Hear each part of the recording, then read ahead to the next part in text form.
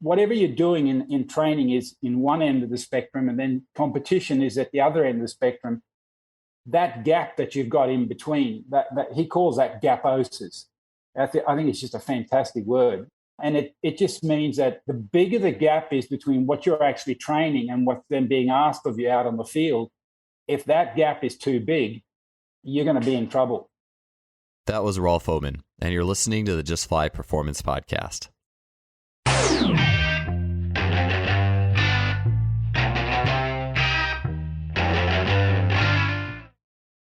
Today's podcast is brought to you by our longtime sponsor, SimplyFaster.com. There's 2 items I'd like to talk to you about today that you can find in Simply Faster's online store. Whether you're a coach or an athlete, these are both things that you'll find highly useful as tools in your training toolbox. The first is blood flow restriction training methods. And after hearing about blood flow restriction training for years now, as well as the results that athletes are getting with it, especially in, for example, lactate sports like swimming, 100-meter freestyle, and not only hearing of that, but also seeing how much some swimmers had liked that type of training method, I knew I had to start trying it out myself. So I've been utilizing the air bands. I really enjoy it, both the feeling while I'm actually training with them, as well as seeing the visual result of spending time training with the methods and then the strength result. They've been a really cool training tool, and I would definitely recommend checking into air bands. SimplyFaster.com also has B Strong brand blood flow restriction. The second item is the VMAX Pro, and this is a new option for velocity-based training, barbell tracking. It provides valuable load-based data, including speed in all phases of a lift, and it delivers key metrics such as power, velocity, distance, as well as duration of effort. The VMAX Pro system measures any lift you can think of. It's portable, durable, and intuitive. You can check out these 2 items and much more at our sponsor, SimplyFaster.com's online store. Let's get on to the show. In the world of sports performance, power training is such a common term. But it's very easy to be very general or too much of a generalist when it comes to power training, because you can do things in a gym setting, in a plyometric setting, where the impulses and the contact times are far outside the window of what is actually happening in sport. Coach Randy Huntingon, when he was on speaking on his training of elite track and field athletes, was talking about when hurdle hops, for example, hopping over hurdles on 2 legs, if you put those hurdles up too high, it can increase the ground contact times to a point where that window is outside of what's happening in sport, and it can actually hurt your elasticity. And in that conversation, Randy was speaking about Coach Rolf Ohman, who had done a lot of work studying the elastic strength index and some specifics behind how high of hurdles are optimal, for example, in track and field athletes, in field sport athletes. And how can we better create specificity when we are looking to develop power in athletes that they can carry with them into their specific movements on the field? So Rolf Ohman, our guest today, is a coach. He's an inventor. Rolf has worked for over 40 years in international sports as an athlete who competed in the Decathlon, and as a coach on the international and national level. Outside of Rolf's coaching in the world of track and field and team sport physical preparation, he is the inventor of the 1080 technology, such as the 1080 sprint device, and he has substantial experience in both the data-based and in the practical aspects of coaching and training. On today's podcast, Rolf will speak on some of the specific drawbacks, as I mentioned, to using too high of hurdles in bilateral plyometric exercise, and then he'll give his specific recommendations on heights and practices that he feels are maximally beneficial to track and field athletes as well as team sport athletes. So just giving us a new perspective on ideal heights and ideal transfer for some of the plyometrics that we're doing. He'll also take this element of transfer idea to the weight room in terms of power, in terms of specific impulses. He'll speak on the transfer of Olympic lifts and his progression of Olympic lifts. And he'll finish with some thoughts on youth and long-term development onto the terms of speed and power. This was a fun episode to put together, and it puts a lot of things in sports performance training in a great context. Let's get to episode 306 with Coach Rolf Ohman. Rolf, it's great to have you on the show. I want to, for the first question, I'm going to hit you with something that Randy Huntingon had talked about when he was on, and that is a hurdle hop height. And I think this is something that it's just like almost everyone who works with athletes probably does some or has at least seen hurdle hops on some level. And by human nature, or our human nature is just to go big, right? Like, all right, you jumped over 60 centimeter hurdles this week. All right, let's do 70 next week. Let's do 80. Let's do 90, and to keep pushing that envelope. What are some drawbacks to the high hurdles, like the really high hurdle hops as you see it? Well, the biggest problem is you've got to realize what is actually happening when you are jumping. Let's say you set the hurdles at, now I'll talk metric now, at, let's say a meter. That's 3 feet 3 inches. Now, on the first one, you're jumping up and then you're landing. Now, if you've got 10 hurdles, you're going to be doing 9 drop jumps from 1 meter. And there aren't too many guys around who can sort of produce any sort of ground contact times and any sort of RSI index from 1 meter drop jumps. So if I was to use high hurdle hops, which I very rarely do, it's only in a setting where I might be after a little bit of force production. But as we are dealing with events where, for example, with the sprinters that I've been working with and with the long jumpers that I've been working with that are jumping 27 odd feet, and Sue was running, Tokyo, you ran 983 for 100. These guys are in the ground 120 milliseconds on the board. Sue's in the ground less than 100 milliseconds. So if we look at what's going on with a high hurdle hop over a meter, you're in the vicinity of, even if you've got somebody who's exceptional, they're pushing it to get under 220, 250 milliseconds. So we're looking at, even for the long jumpers, we're looking at a ground contact time which is double what they're doing. So you've got to put it into the context where, okay, what am I doing at this time of the year? Where am I in my training process? Now, if I'm trying to build maybe some maximum strength initially, yeah, but the problem is, if I build maximum strength for my long jumpers at contact times that are sort of in the 250, 300 millisecond range, is that going to help me? It's sort of like, if I bounce it back, if most people, or hopefully most people have read some of the work that Charlie Francis did. And if you read what Charlie said, he did virtually nothing between 74% and 94%. And when I met Charlie the first time in 1987 in Australia, I asked him the very question. I said, why don't you do anything at 85, 90%? And he goes, well, do you race at 85, 90%? I said, no. He says, why do you want to get speed endurance at 85, 90%? You want speed endurance at 100%. So it's the same with hurdle hops. In other words, if you're doing high hurdle hops, if the contact times are exactly what you need for your event. For example, some people who are high jumpers, decathletes, for example, who have a long time in the ground. For example, there are guys who drag if they jump off the left, they drag their right foot, and they do that to prolong the ground contact time so that they find that sweet spot where they produce the most amount of force. Now, if that sort of coincides with what you're doing from a hurdle jump, yeah, great. But if you're a sprinter trying to run 10 flat or under 10 flat, and you're doing hurdle jumps at a meter or a meter 10 or a meter, I've seen guys jump at meter 40, and it looks great. But and Sweden had a world champion and Olympic gold medalist 2004 who's got YouTube videos of him jumping over 180. He's got, it looks like a high jump bar, and he's got 3 or 4 of them set up on the track, and he runs up and does a pop up over 180 and lands and takes 3 or 4 strides and pops up and over 180 again. The amount of guys that can do that, you can virtually count it on a chopped off hand. These are unique individuals with unique muscle stiffness and elasticity, and to sort of use that as a sort of, well, this is where we should be going. That's very dangerous. You really need to use technology and understand what is my athlete doing? What makes my athlete work? What's his strong points? What's his KPIs? What's the event asking of us? I have a colleague who has a very, very good word for this, and that is that if you whatever you're doing in training is in one end of the spectrum, and then competition is at the other end of the spectrum, that gap that you've got in between, that he calls that gaposis. I think it's just a fantastic word.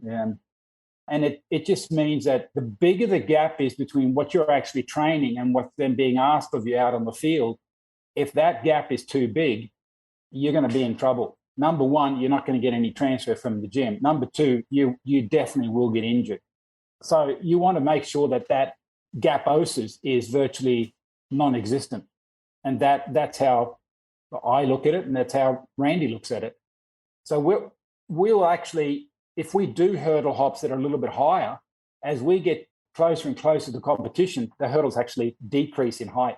So we're virtually just doing what we call ankle pop-ups with very little knee bend and hip flexion, hip extension.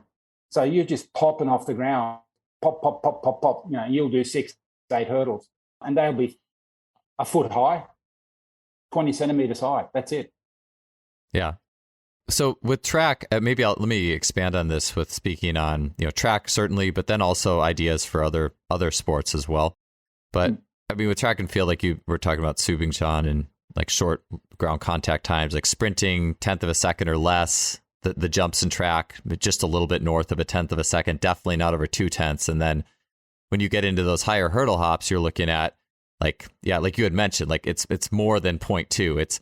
I've actually seen it where I know this, at least initially, like if you put a contact mat down, I've seen up to, in my earlier years, in my mid-20s, I would see almost 0.3 sometimes. And then it's like, okay, we got to lower these hurdles. We got to get them lower.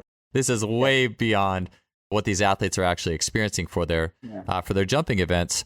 So let me just ask you this quickly: so for track, what's kind of an average height that you find works well? Like, what's a happy medium for track athletes that's like, okay, this yields at least manageable ground contact times where we're not getting that gaposis?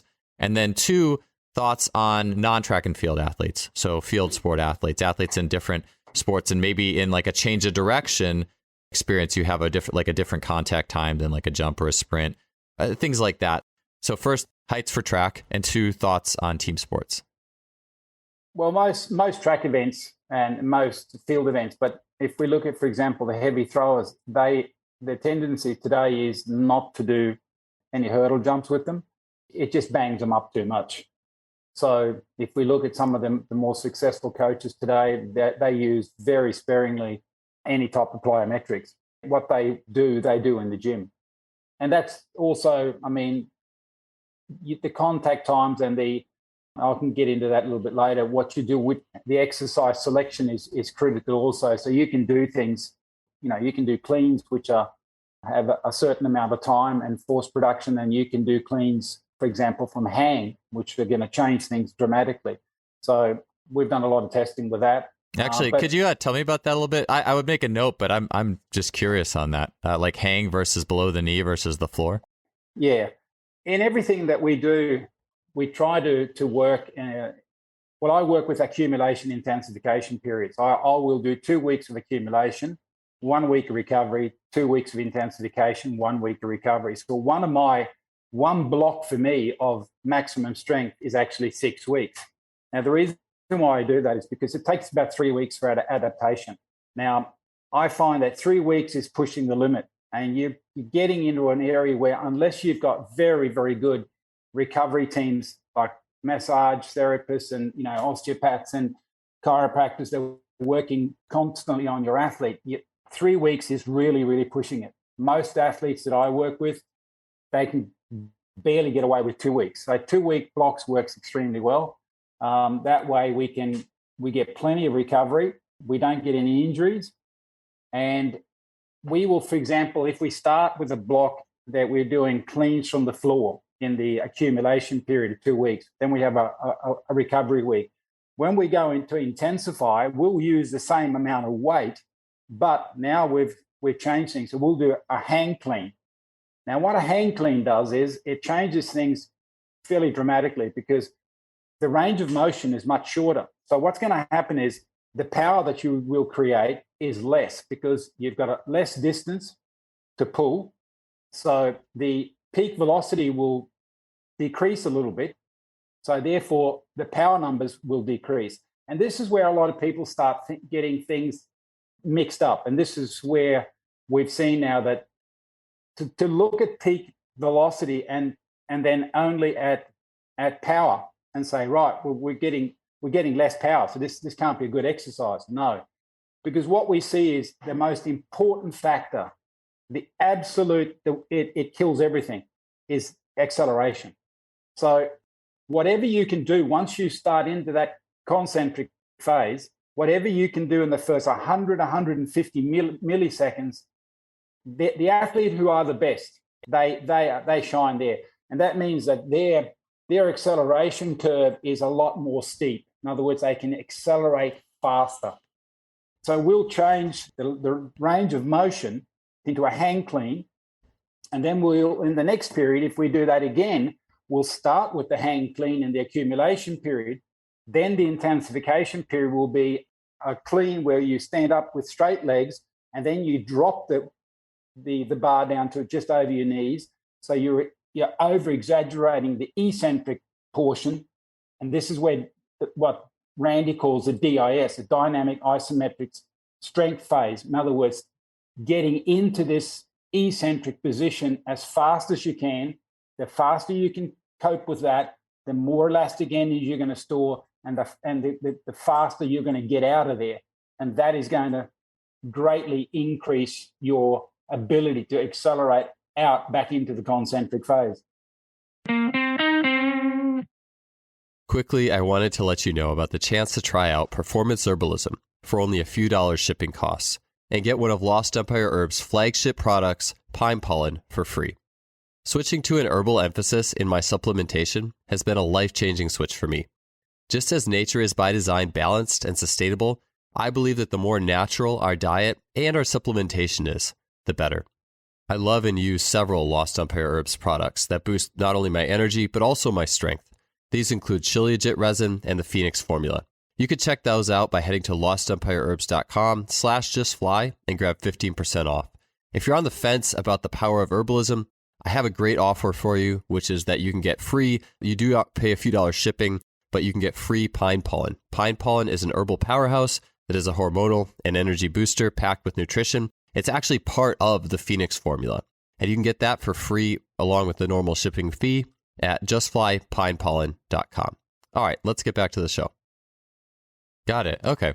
Well, it is interesting to me in the sense of, like, if you're working from strength to power or strength to speed, if my thought would have been like, I'm sure there's different nuances to this, right? But like, wouldn't you start with the hang clean, which is slower, but then go to a clean from the floor of blocks, which is faster, right? But then we talk about going from full squats to quarter squats, right? Like then that accumulation to intensification. So are you just saying that with the hang clean, like the explosive athletes, like their reversal speed is faster, which that makes sense to me. But like, what's your thoughts though on like doing it the other way in the sense of like a hang clean with more force but less speed, and then moving to a power clean? Is there a reason that you're doing it? And maybe this is hair splitting minutia a little bit, but like just kind of reiterate why you're going, if the hang clean is not as fast, why you're starting with the clean from the floor and then moving to the hang position. We start from the floor because it's still, I mean, you can't do a slow clean. I mean, it's you've got to have some velocity in it to be able to rack the weight and get it around to catch it.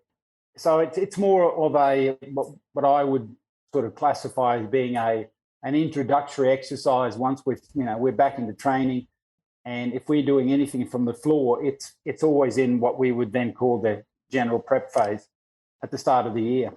Once we're sort of in the brunt of things in the competition period, we really do, except if we've got a period where we're going to need to do a bit of groundwork again. If we've got a long period on, and let's say we've got a long period of inactivity in the sense that we've got no competition, let's say between 4 or 6 weeks, which one of my sprinters is in that situation at the moment. So we're sort of doing a bit of a mini year again. So we've done a little bit of work with cleans from the floor, and then we'll move back into hang cleans and to what we would call drop hang cleans to speed up the eccentric phase.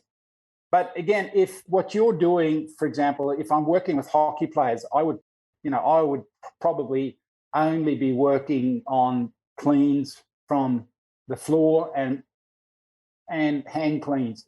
That's it, because of the glide phase and the amount of time they have in each skating push, it's such a long movement that compared to track and field, it's like forever and a day. So most hockey players, you'll find that they're hard pushed to get under 180 milliseconds if you do a drop jump from 30 centimeters, for example. Now, 180 milliseconds that's a half decent result for a 18, 19-year-old girl sprinter that maybe is running 11:50 or something like that. So it's in track and field. There's nothing that you write home and brag about. It's quite a bit of time. So a lot of these guys, if you look at them, they're extremely strong, but nothing happens in the world that I work with guys who jump 27 feet and run 10-second hundreds and they're under. That's forever and a day. But again, so you've got to realize and test and see what are the requirements of my position or my sport. So if you're a hockey player and you're going to be working in that 200, 250 zone, yeah, sure. You can go down a little bit because you should be trying to get faster, of course. I sometimes say in my lectures, okay, hands up those who've got the following problems. Your athletes are too fast and too powerful. No, we don't have, there's very few of us that have that problem as a coach. So you can always get a little bit faster, a little bit more explosive, and that's generally not a bad thing.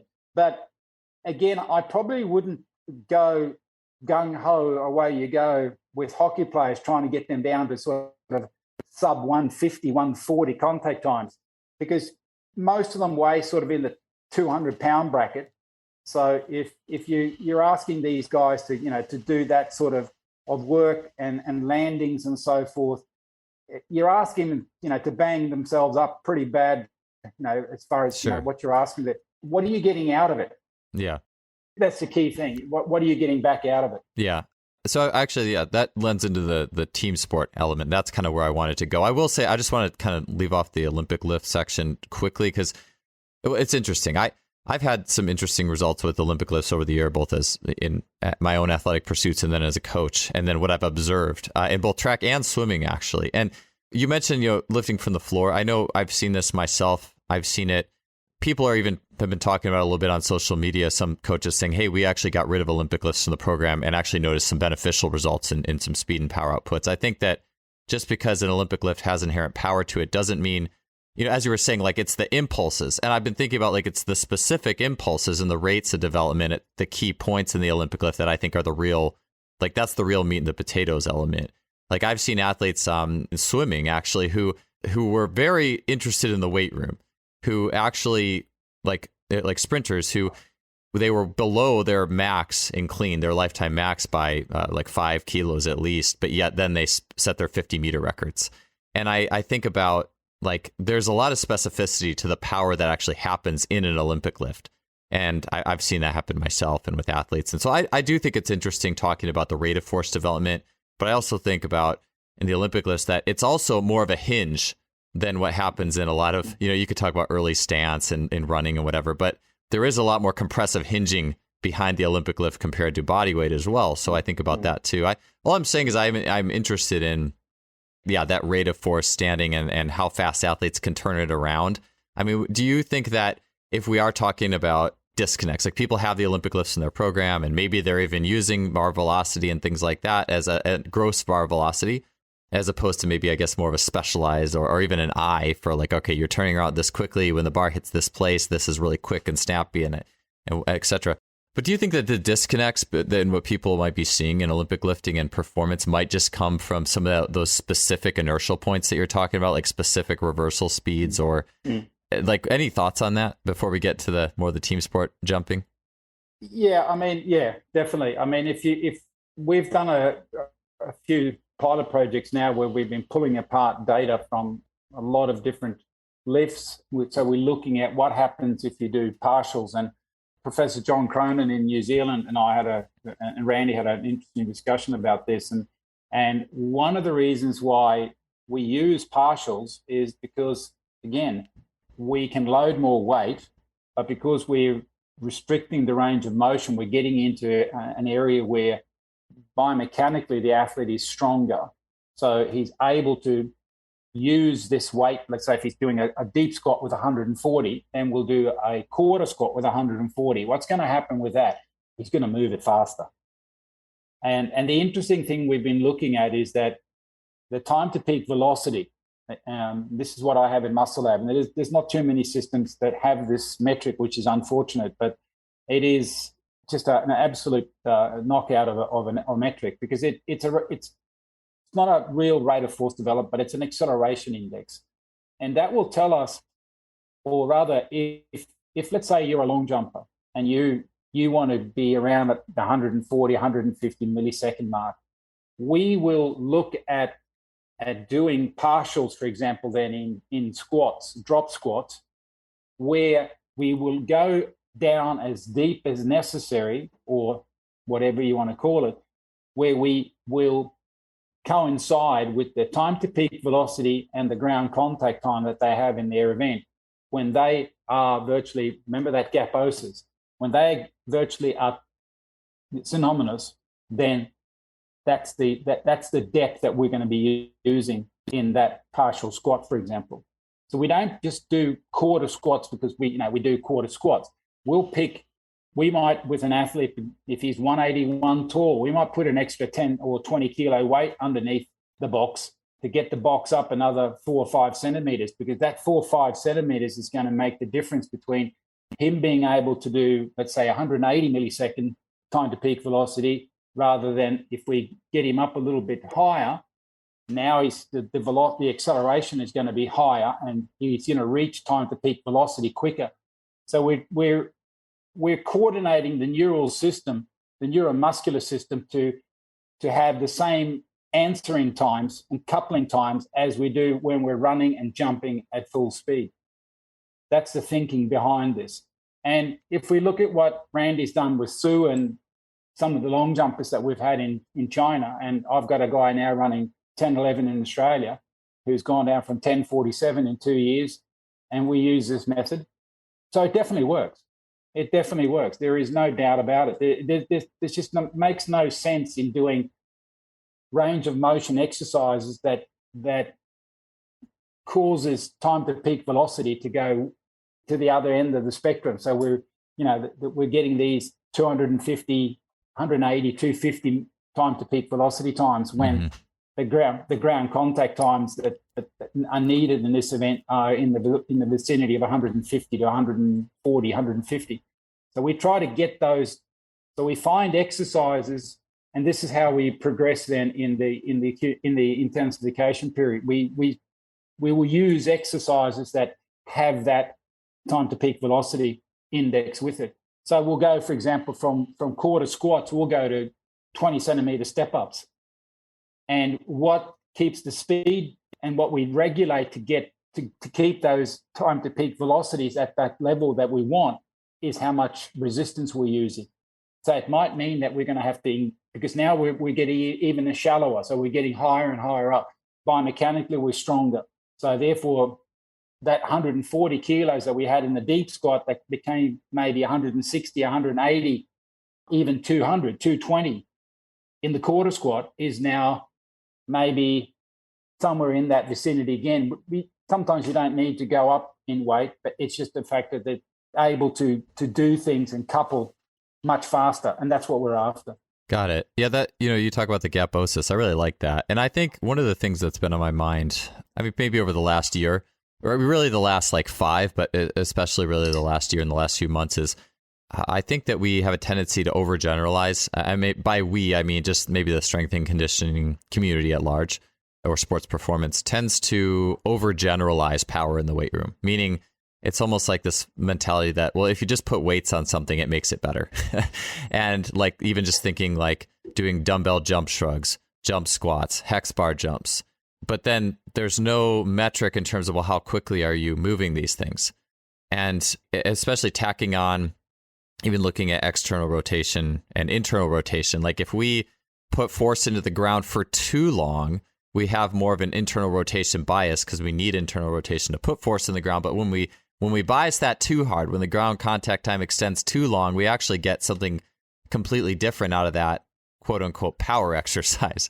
Or and anyways, I'm sure you had just said it. You said that there has to be some sort of reflection of these specific times that an athlete is utilizing. And I know track athletes, yes, they're going to be a little more reactive or a lot more reactive than, let's just say, I don't know, like a tennis player or field hockey or whatever. But it's not like a team sport athlete is like a magnitude slower. Like these concepts are still important for like team sport athletes as well, I'm sure. I know you said hockey too, like you don't want to treat them like a long jumper with the contact times, but in the weight room, in the gym, I mean, I'm sure it's all falling into that element, no matter who you are, right? Yeah. Oh, definitely.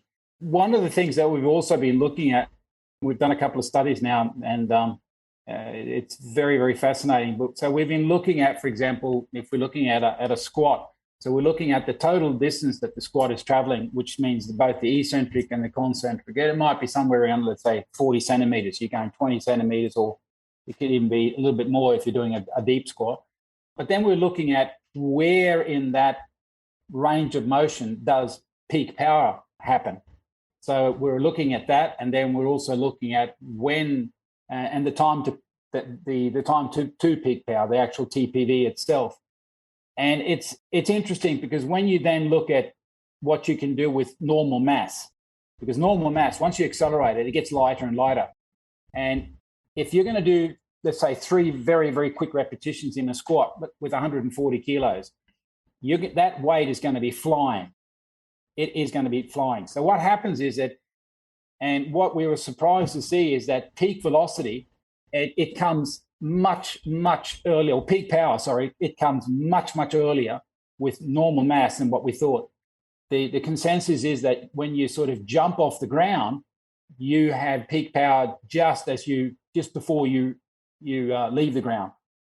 But if you're going to do 3 repetitions with a bar with mass on it, then you've got to slow things down well in advance so that you can pull that thing back into the ground again. So the peak power is coming much, much earlier in your range of motion in the concentric phase than what people think. And that puts things into also a bit of a perspective, because if you're doing very quick squats at, let's say, 140 kilos, roughly 300 pounds, and you're getting things to happen and in a position where you're not in that position in your given event, what sort of transfer are you getting? Mm-hmm. You're getting strong in a range of motion where you're not even in that position when you're on the field. So this is something which is then with Randy and I, we both love Keiser, and there's the reason for that. So we've then looked at Keiser, for example. Now Keiser is isotonic, which means if you put 140 kilos on, it's 140 kilos no matter what you do. And the thing is, once you accelerate it, it's not going to fly. It's still going to be 140 kilos. That's why if you look at power numbers with 140 kilos on a bar versus 140 kilos on a Keiser, you're going to get about 20-25% less power because of the fact that the weight never gets lighter, because there is no isoinertial properties of an isotonic weight. It is 140 kilos no matter what you do. So you're getting more training over the whole range of motion.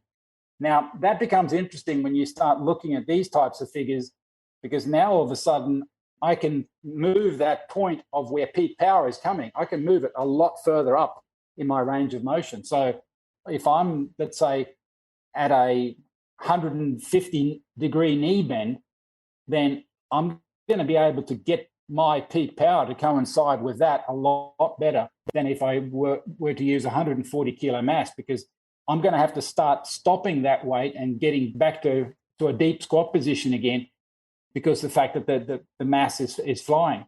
And then that's with a normal Keiser. But now comes the real sort of the doozy here, and that is that Keiser have then got another piece of equipment which is even more crazy, and that is the Keiser rack. So what you do with the Keiser rack is you've got 140 kilos, but now I use 70 kilos of mass and 70 kilos of air. Now, That's 140 kilos. Now, is that going to behave the same way 140 kilos did on the Keiser squat? No, it's not. How is it going to differ from 140 kilos on a bar? Is there a difference? Oh, hell yes. Because now all of a sudden, those 70 kilos of air make this thing absolutely dynamite when it comes to getting you back down to Mother Earth. In other words, to get you back into the eccentric phase. Mm-hmm. Things start to really, really happen. And this is, I'm doing a little bit of work now with Keiser, and we're trying to get people to understand just how powerful Keiser is in that phase, because there's this misconception out there that these machines don't have an eccentric phase, because people, if they squat very quickly underneath the weight, they feel, well, I didn't feel the weight. No, but that's not where you want to feel it. Where you want to feel it is the DIS phase. In other words, the dynamic isometric strength phase, where because of velocity, the muscle is no longer lengthening. It actually goes into an isometric situation because it wants to generate as much elastic energy as possible, like a springboard, and load up that muscle so that when you do stop, there is maximum amount of elasticity built up within the system to get out of that position back into the concentric phase. That's the body's, let's say, it's a mechanism to make sure that you don't rip everything apart. If you haven't heard of the Elastic Essentials course or seminar, I wanted to quickly fill you in on this transformative educational opportunity. This past year, I put a comprehensive course together on the evolution of my training system, and it's called Elastic Essentials. I designed this to help coaches deeply understand the principles by which human beings produce effective athletic movement. I've spent many years trying to figure out why athletes were getting stronger in the gym, but they might not have matched that strength with their explosive and dynamic abilities. And I've experienced this both as a track coach and a strength coach, and it led me on a journey to really dig in on those key elements of explosive, ballistic, and quality athletic movement in a way that really gives athletes or leads athletes to their full potential. In the Elastic Essentials course, I highlight my evolved view on plyometric, sprinting, strength training. I go in depth on the foot and lower leg dynamics to a level far beyond anything I've put out on this podcast or social media. And I also speak on how I totally shifted my approach to maximizing key bodyweight elements that not only helps athletes move better, but also helps them to reach their athletic strength potential. The course is tied together in a detailed programming module, and it also offers 5 awesome bonus interviews on top of the main curriculum. Not only will this course accelerate your evolution as a coach, but it's also worth certified CEUs for organizations such as the NSCA and NASM. Coaches who have taken this course have said it's the best Con Ed money they've ever spent. They've said they would pay multiples of the listed price, such as saying they would pay $1,000 for this course. But you can get this course right now for a fraction of that, and you can head to justflysports.com to check it out and sign up today. Also, in addition to the online course, I'm hosting an in-person live seminar July 22nd and 23rd in Cincinnati, Ohio. You can check that out as well on justflysports.com. Okay, let's get back to the show. Yeah. Quickly, I still want to get into the contact times and heights for hurdles more specifically, but as long as we're on this track, you're speaking about this, and I this stuff's awesome. I mean, I'm sitting here in my basement, like office/gym, and I'm like, oh, that'd be really cool to have like a Keiser machine in here somewhere, maybe someday, but a lot of people don't have that technology available. And so what you're saying in the dynamic isometric strength phase makes me think about something we've talked about on this podcast before, which is like oscillating isometric reps.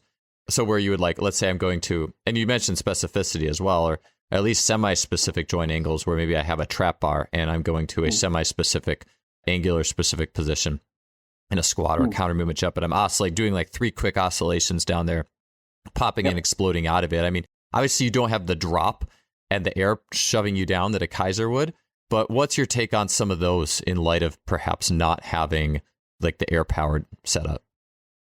Definitely. I mean, there's a lot of things you can do that, sort of mimic these things. And, I think it's an experimental thing that you've got to look at. And above all, for some sports, that might work very well. But for other sports, for example, a 100-meter runner, possibly not. Because we're getting to that sort of stage where some of these guys who are running these absolutely crazy times, their contact times, it's under 90 milliseconds. Sure. It's not even, we're not even talking 100 anymore. We're talking under 90. I was speaking to Randy the other day, and he was saying that one of his guys who ran 977 last year, they had him clocking it at I think it was 83, so 83 milliseconds. It's just ridiculously quick. Yeah. So, to be in the gym doing stuff at 200, 250 milliseconds, it's like factor 3 too slow. I mean, am I getting transfer from that? And the bells that ring in my head is Charlie Francis sort of coming alive again and saying, okay, so you're going to build speed endurance at 85%. Do you race at 85%? Answer, no. Yeah, that's a good illustration too, because like a lot of that stuff, and again, where I feel like that very general, that power becomes so general that it's almost like the 70 to 80% of the gym is almost where it can rob you of the true specificity, and you're better off just being very general, like just very general deep squats, goblet squats that aren't like intensified too hard. Or you're going to go and be very specific with your power production. You're actually going to stick to some of these elements and metrics, and even more so. And that's where like even the Olympic lifts discussion comes in, where maybe we're just better off being in some situations, if we're not going to be really intentional about these specific frames of contact times and impulses, that maybe we should just stick with very general, and then outside, let's sprint, let's jump, let's throw, let's do those things, and then it almost seems like the gap, I would call it the poor man's gap, but maybe I would then maybe oscillatory stuff then could be the gap, if that makes sense, where I am. And last thing I'll say too is that it is crazy, the more, and I feel like everybody who is getting into this stuff, like, go out and sprint, because it is so different than the gym. And even when Randy was talking about the oscillating, like these sprinters who are so fast, they have like picking up on the actual oscillation the track is giving you when you're sprinting. Like that is so different than the gym. I mean, it is just a completely different world. Yeah. And so anyways, all I was saying is, it's, as you talk about this, like that gap, I think, and when you do it and when you see it, that gap becomes more apparent. I guess my other thing too is like, when would the oscillatory be okay? And I know like Sheldon Dunlap, a strength coach, and he's not at UC Davis anymore, but he had talked about the oscillatory reps in the gym, like just barbell oriented, being really helpful for his jumpers and their stride lengths in their run-ups. But I was also thinking like the early run-up, sure, like, right, the contacts are a little slower. That might fit with more team and field sport type situations. But if we're talking true max velocity, then you're not going to get a max velocity high, 10-second sub 10 sprinter. That's just not a possibility anymore. Yeah, I can give sort of a bit of an illustration there. One of the girls that I've got now from Hong Kong, she's a 6'3" high jumper, and she's had a bit of injury and so forth. And because of that, they've been doing a lot of rehab work, and then because of COVID, travel restrictions and so forth. So they've sort of done a bunch of training before I stepped into the picture, and it's been at that 70 to 80% mark. So then you sort of look at what she can do, and you ask her to do certain things. So I'll ask her to do a 5-6 step approach and do a scissors jump. It looks great. I mean, it looks awesome. Then you ask her to go back 2 steps and to do, a normal flock jump. Now speed increases, and what happens? The wheels come off. Mm-hmm. Because she's been working at that 70 to 80%. So what we've got to realize is it's not just 70, 80%, because what happens in the neuromuscular system is we get coordination. We get coordination between inter and intramuscular coordination. So the muscles that are working within a muscle and the muscles that are working in conjunction with each other, that coordination speed is set at 70 to 80%, in that 70 to 80% range. So as soon as she goes out and starts running at a higher velocity, the wheels come off, because now the internal, what do you call it, the inter and intramuscular coordination, it's not at that level where the speed is when she's coming in with 7 or 8 or 9 strides, and the wheels come off. So what I've got to do now is reintroduce this coordination in her neuromuscular system at these higher velocities, because otherwise it's just not going to work. It doesn't matter how much capacity she has, because if she can't coordinate that at high velocity, it's just not going to do us any good. Yeah. And that is one of the biggest mistakes a lot of people do, is that they just don't quite see the overall picture, what is actually transpiring. Yeah, it's great, you've got these numbers. Yeah, that's great. And I remember from my own career as a decathlete, I was a 7,500 point decathlete, and I was chronically injured. And I had these ideas that if I shortened my run-ups, I wasn't going to, bang up my feet so much. So for several seasons, all I did was short run-up work. So I had a very short run-up work in the high jump, and I jumped over 2 meters. And in the long jump, and I was, jumping, close to 7 meters with a pretty ridiculously short run-up. Problem was, if I increased my run-up to a full run-up, nothing happened. In fact, in the long jump, I was jumping a foot shorter. Because I had no idea what to do when I got to the board, because I was coming in, at the board at 9.3 meters per second or something. And, neuromuscular system was way, way off. So that experience that I had as a decathlete, and doing those mistakes with the coaches that I had, who had really no idea what this was all about, instead of thinking that we were doing something that was going to save my body a lot of harm by doing full run-ups and so forth, we're going to do more volume at short run-up work, turned out to be an absolute disaster, because I wasn't conditioned. So what happened is the gaposis. I increased the gaposis. I didn't decrease it. I increased it. Yeah. I'm sure, though, if you were a field sport athlete, team sport athlete, that might not have been as noticeable. Like I know, I've seen that for me. Like same story. Like when I was in my mid-20s, I became much less reactive and explosive than in my early 20s before I started, just jamming. My mid-20s was like, it was the epitome of a lot of general compressive weight training that was not specific to my event needs. And if I was a American football player, no one would have noticed. Like they'd been like, all right, but if it was high speed reactive track, you're going to notice. And I did. My events were not as good. So totally hear you on that.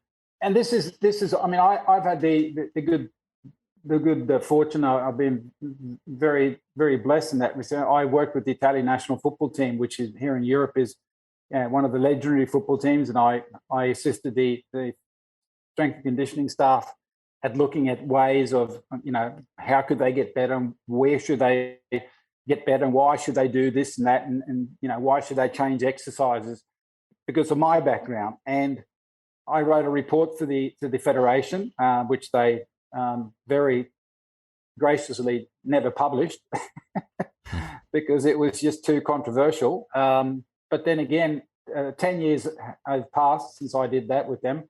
And for the first time now, for I don't know how many years, Italy didn't qualify to the World Cup. They haven't changed anything in their strength and conditioning. They're still sort of doing the same things. And the thing that was very apparent was that a lot of the work that we're doing was just, first of all, it wasn't at a level where you could get any type of adaptation. The work itself was just too low. And if they were doing things, they were doing it at a generalized, way too much generalized, so that if you had a squad of 22 players, it might be 4 or 5 players this worked quite well with. 5, 6 players, it was virtually, it was a crapshoot. You could just well go to Las Vegas and, put $200 on, red 9, whatever. And then you had 7, 8 players, which it was sort of like a mixed bag. So, the sum of all these parts is you're using a training system and a philosophy that's working with 5 guys in a team of 22. And then some of these soccer teams, they wonder why all of a sudden they have an epidemic of hamstring injuries, and they have an epidemic of adductor problems, because they don't do anything with these muscle groups that have I mean, you've got to realize a soccer player is constantly accelerating and deaccelerating and changing direction constantly. So you got to prepare them for that. So therefore, a lot of the times that they're doing when they deaccelerate, it's not sort of like you're doing, you're running at 10 meters per second, then you do sort of like a, what do you guys call it? A cut step. Mm-hmm. That you don't do that because you've got the ball at your feet. So you've got to have control of the ball as well. In American football, and like in rugby, like in Australia, when we play rugby, you're holding the ball. So you can do a cut step and, change direction at very high speed. Soccer is a little bit different because they've got to have the control of the ball. Otherwise, it's you're just giving the ball away to the opponent if you can't control it. So it's much easier to build capacity for these guys, really, yet they don't, because they have got this idea that if they start doing things with heavier weights, they're going to get slow. Because they don't understand that you don't do 140 kilo squats all year round. You don't do it at the same level, let's say same range of motion. You don't do the same exercises. You don't do the same, accelerations and so forth. So there's a whole array of factors that a lot of these team sports, a colleague of mine and I in Sweden, we've been looking, at handball, basketball, ice hockey and football. And, ice hockey is definitely of those team sports, they're at the top of the tree. They've got things sorted out. I mean, they're starting to do things very well, and you can see that by the results. But some of the team sports, in these other, like basketball and handball and so forth, and women's soccer, I won't even get into that. It's so bad, it's ridiculous. And you only have to look at the incidence of how many crucial ligaments, do they operate of a year. It's pretty horrific figures when you look at it. Yeah. So speaking of team sports, I do want to get back into that, and back to the very original question is very like, a more of a quantitative one. Okay. So for track, you had mentioned hockey, but for track, what general hurdle heights are we usually talking about, and what contact times are we generally looking at? And then how does that change for most of the team sports? And maybe not just even hurdle hops, if there's other, like a depth jump or anything in that vertical plyometric or vertical to vertical plyometric category, contact times, heights, and how that changes for team sports. For me, I virtually never use anything over 30 centimeters. So a foot high, that's it. It serves no purpose for me. When it comes to team sports like football and so forth, I very rarely use actually anything more, because they've got such a bad base to begin with that you can't sort of use higher hurdles with them, because they simply don't have the capacity to do anything with it anyway. So you end up with even less height with the hurdles with the team sports. So 30 centimeters for track and like 20 for team sports or something like that? Yeah, I mean, I try to get them to do sort of hurdle jumps where you would, if you look at, the amount of flexion that they're getting, you try to get them to stay in the ground a little bit longer just to get this range of motion. And then we'll just, as they progress and get stronger, they'll still jump over the same hurdle, but now the cueing will be, okay, now I want you to get off the ground quicker. Mm-hmm. So that's the cue. So I'll leave the hurdles at sort of at that 30 centimeters, because all I do is cue them, okay, I just want you to be in the ground. I want you to feel the ground. Wait for the elasticity. Let the ground do its work, because that's what it's supposed to do. You've got to be able to absorb the ground, and then you've got to be able to react to the ground. And that's the biggest thing that team sports don't understand. They simply have no idea what they're doing with the ground. They just think the ground's the ground, and that's it's just this dead object. But there's so much that you can get out of the ground. And Randy usually says, to people, don't be in a hurry. You've got to. If you get a sprinter, for example, who's is in too much of a hurry, once he gets into max velocity, you'll see that he doesn't have any pop in his stride. There's no vertigo. It's like a tea bag going. Yeah. You're pulling at a tea bag. That's what you're supposed to be doing. But if you're not allowing that to happen, then you won't get any pop. Nothing happens. Yeah. So you've got to teach people to understand what to do with ground reaction forces. And most of the time, and especially with team sports, they just get off they just virtually rip themselves off the ground before anything has had a chance to actually happen.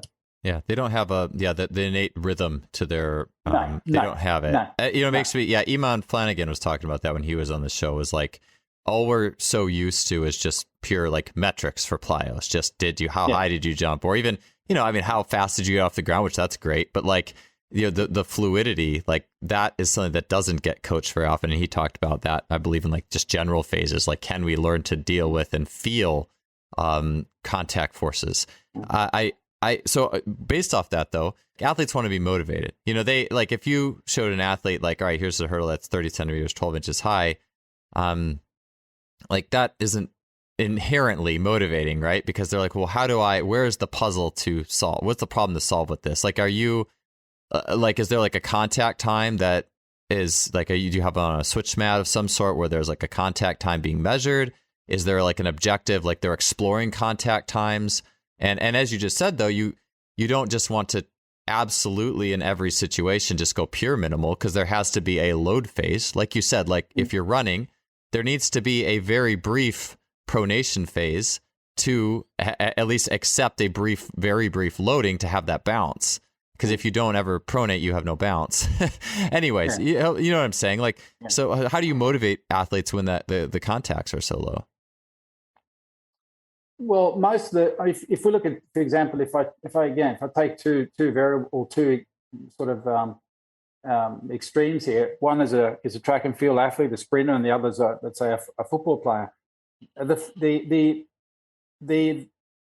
track athlete, he'll look at his hurdle pops at 30 centimeters, and what he's not sort of worried about is actual height of the hurdle.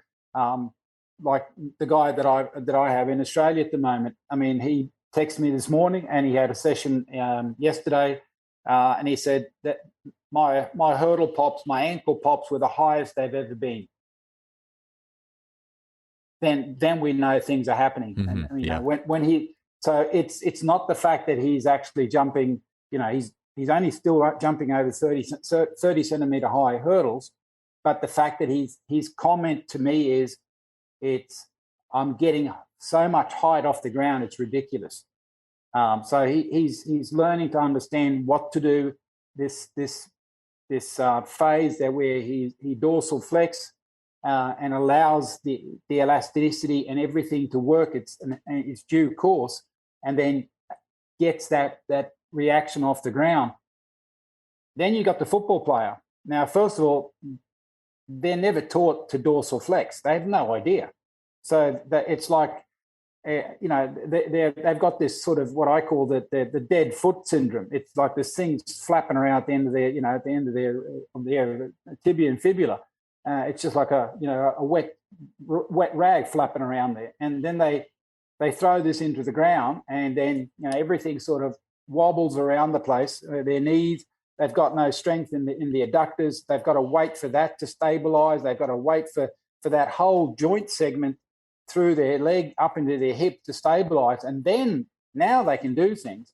And I mean, by the time they've done that, I mean, you could virtually go and have a tea break. Mm-hmm. And that's the problem. That is the problem. And I did a thing the other day with university in Turkey, which was long-term athletic development. Professor Rick Howard from Western University, and I have been doing some stuff together around the world, doing lectures. And for me, and I mean, Randy has the same philosophy, and that is that you build sprinters at the age of 8 to 13, 15. That's where you build speed. Because whatever windows you open up or whatever windows you shut down in that age bracket, that's what you've got to work with later on. So you've got to open up these, and I work with this idea that there are 9 different types of movement patterns. And what we see is that athletes who have more athleticism, they've got more of these 9 movement patterns. And each movement patterns, I mean, it's jumping, it's landing, it's bracing, it's hinging, pushing, pulling, squatting, lunging.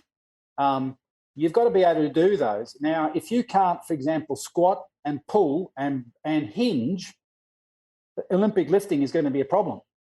So you won't be able to get into the positions, the power positions that you need to be able to generate big forces and high velocities.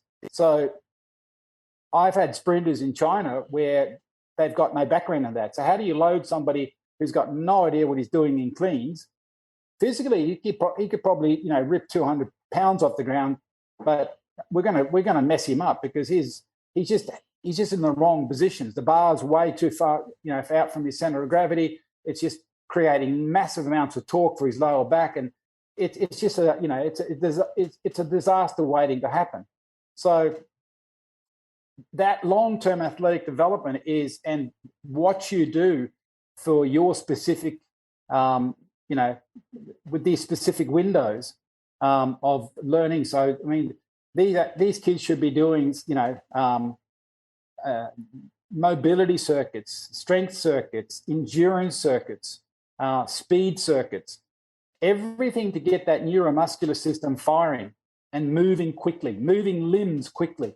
Because we know by the time you get to about 13, that's the time when you have the highest limb speed that you will ever have. The only thing you can do after that is add power and force and power to the equation. But you can't increase limb velocity anymore. It's set.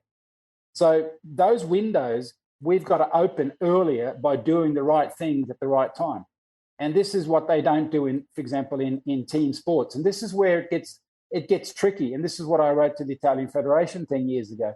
You've got to introduce more athleticism in your training for young kids. You can't just run around a football field kicking a football and think you're going to run in and out of cones and that's it.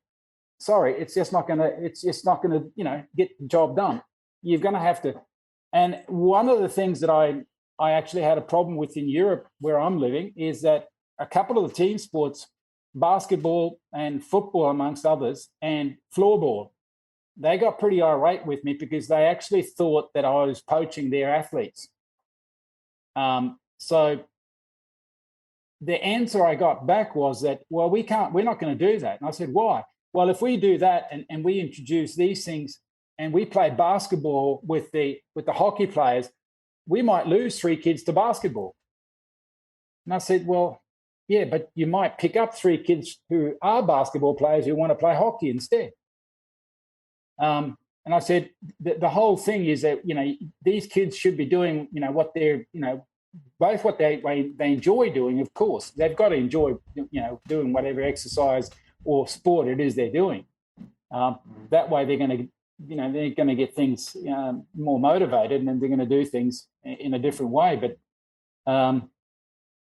if at the same time we don't help kids with opening up these windows, we're doing them a disservice because we get to a stage then where they're, getting out of puberty, getting into, sort of adolescence, and all of a sudden, it's like I usually say, if you want to build a house out of, just lumber and so forth, you're going to need a few tools. You can't just give the carpenter a hammer and a saw and say to him, build my house. That's going to be one hell of a difficult task. So we've got to give athletes more tools early on to open these windows. Then we can do things when we get to this high performance stage where Randy and I and other coaches are working. Because once you're there, you sort of, like again, if you look at some of the guys that we had in China, they've got such big holes in their makeup. So what do? Do you mess around trying to fix these holes because you've got a job and you've got to do it, and if you don't do it and get results, you get fired. And at the same time, what are we going to get out of it? If we do a lot of coordination drills to get him, being able to do some plyometrics, is that going to make things better or is he going to run faster if we do that? It's a little bit like sometimes when you say that, if it ain't broke, don't fix it. Don't try to fix it. It's question is it worth your time? Is it worth the effort of doing things and trying to put those tools into the toolbox at age 25, 27? Or do you simply go with what's there and you maximize what's there? Yeah. That's so fascinating with the limb speeds at the 12 to 13. I'd be really curious. I mean, not that I don't believe it, but I'd be curious to see like the research behind that as well, and just the studies there. Anyways, Rolf, actually, that's about the end of the time we have for today. And man, I think we got through the material well. And man, it was really cool to hear all you had to say on the different specs of not just generalizing power and really tuning things specifically with the plyos and the things in the gym. It's really cool work you're doing. So. Hey, thank you so much for the time you spent on the podcast, and it was good talking to you. Well, thank you very much, Joel.